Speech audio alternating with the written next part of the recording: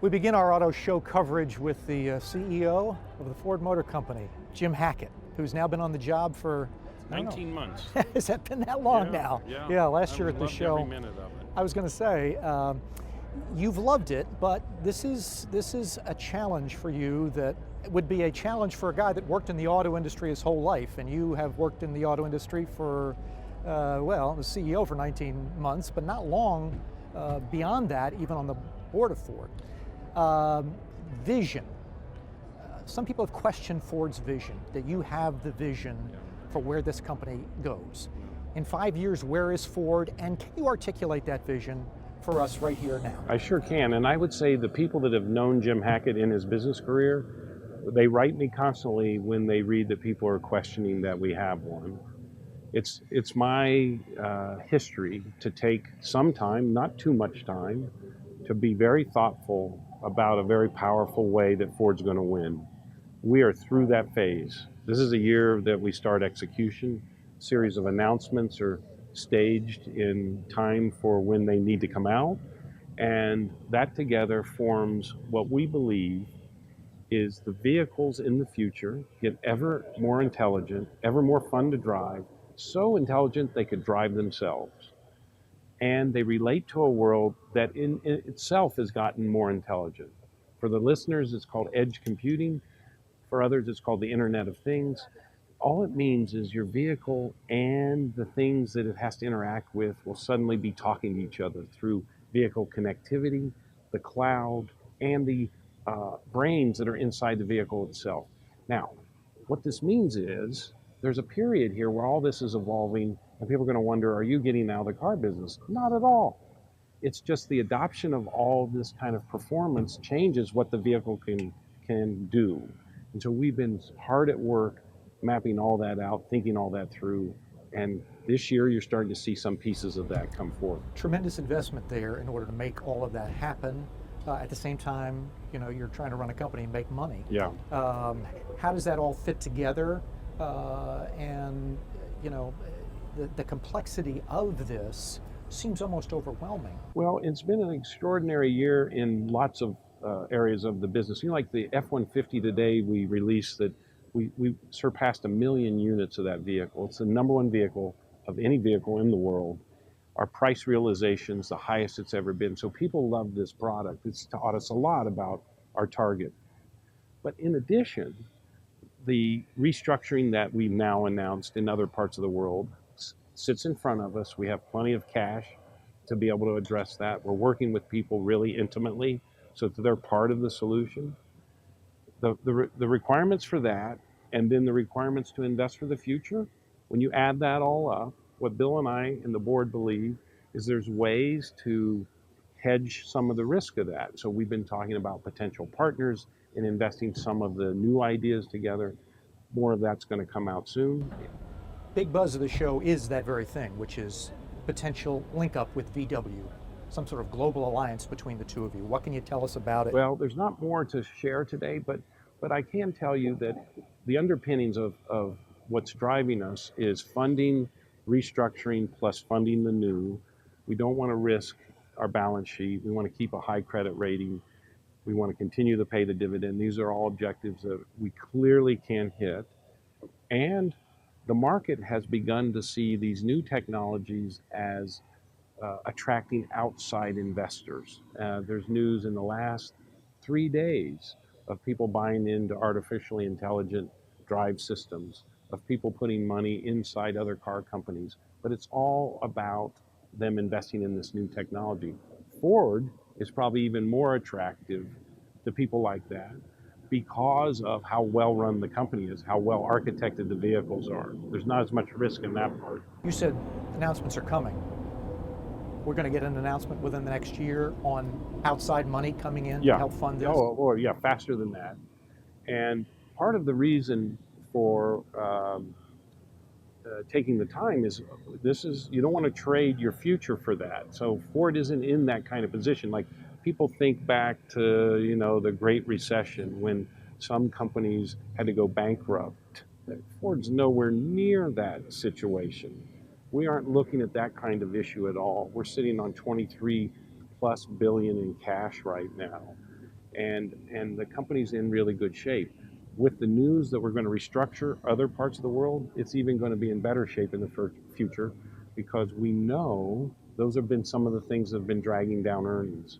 Restructuring, both in Europe and here in the US. And when I hear restructuring, that generally means jobs get moved around, if not eliminated in some ways. You had a reputation at Steelcase for making tough decisions and eliminating jobs when they had to be eliminated. You had your counterpart over at GM make some proposals on that.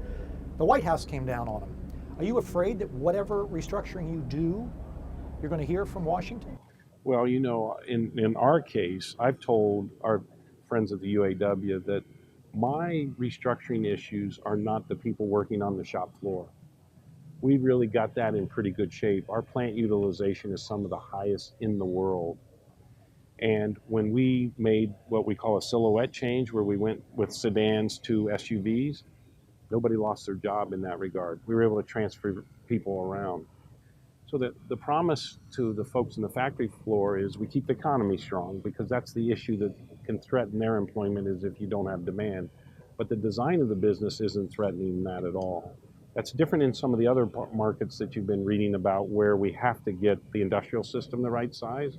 But here in America, that's not an issue. But if you eliminate jobs here in the US, whether they're wearing white collars or blue collars or no collars, are you worried that you get push back on that? Well, I'm confirming that there's not blue collar cuts in the offing, and our president is really, taking a strong position of wanting to protect manufacturing jobs, and you can see the sincerity in that in his policies. And so Ford is probably a poster child the other way, which is it's been able to work through the NAFTA shift, the sedan to SUV shift, and here we are. Our people have employment that isn't threatened. Speaking of sedans to SUVs, what makes you so sure? I mean, you shocked a lot of people when you said, we're going to get rid of these cars that are, we think that the trend is clear. People want bigger, want more powerful. What makes you so sure about that? You were selling 200, 300,000 units of things like the Fusion and the Focus. Yeah. How do you be sure about that? Well, and again, people who know me will think about problems like this philosophically. Is I draw a black pencil around the Model T, pull the vehicle out from the outline and go, where's that outline today? It's not here. Ford's still in business, and we still have those customers. What happened over time is these silhouettes mutate because of customer preference. So low fuel prices, fuel efficiency taught us that people want different silhouettes. So who's to say, because you haven't seen all this from us, that the silhouettes in the future, you might say, well, that looks a lot like a sedan that I used to sit in. But the performance features of these vehicles have to do a lot more. And this is to Wall Street, they have to be profitable. Some of those vehicles that you talked about weren't meeting our cost of capital goals. Lastly, economy, and dovetailing into that from this issue of cheaper fuel prices, what makes you sure we're going to have lower fuel prices going forward, and that people at some point, if we get some sort of an oil shock, don't say, hey, I want that Ford Fiesta? It's a great question, and that's why the synchronization of these silhouettes that people believe are a hedge when fuel prices go high do not sunset until they have optionality in powertrains that are ever more fuel efficient.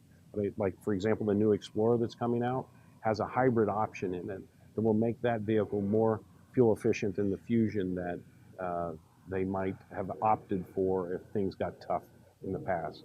Lastly, the economy in general.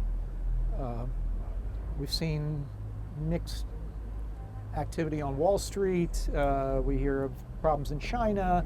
You obviously have had issues yourself selling cars in China, trade tensions. Where does it all leave you? Are you worried at all about the global economy as well as the U.S.? The thing about the auto industry that has a lot of resilience when things are changing. We can have inflation. There can be things to interrupt one's business. We had a fire last year that was significant in one of the factories. We recovered from all that. What is difficult is when there's no equilibrium in trade structures, like you're not sure where to build things because you don't know what might be changing. But I believe the world has gone through whatever phase it was to kind of rust that or ruffle that up, and now they're in the state of trying to settle it all. So we know that NAFTA has been restructured in a way. I believe Works for you? I believe it works for us. There was give and take in that. You know, I don't want to be shy about telling you that both Ambassador Lighthizer and Ford worked, closely to find a win-win. So I was proud of the way they leaned into that. I'm hopeful that the same tone and tenor is now with Asian. Just a quick insight for you. You see, we produce a lot of vehicles in the Lincoln brand that we ship over to China. And so that tariff had kind of slowed down some of the demand. So a tariff works both ways, and probably I think is a gesture to get to a better end game, which we hope is much more amenable to everybody. We hope you're right. Thank you, Joe. Jim Hackett, always a pleasure to talk to you, get your insights at the North American International Auto Show. I'm Jeff Locke.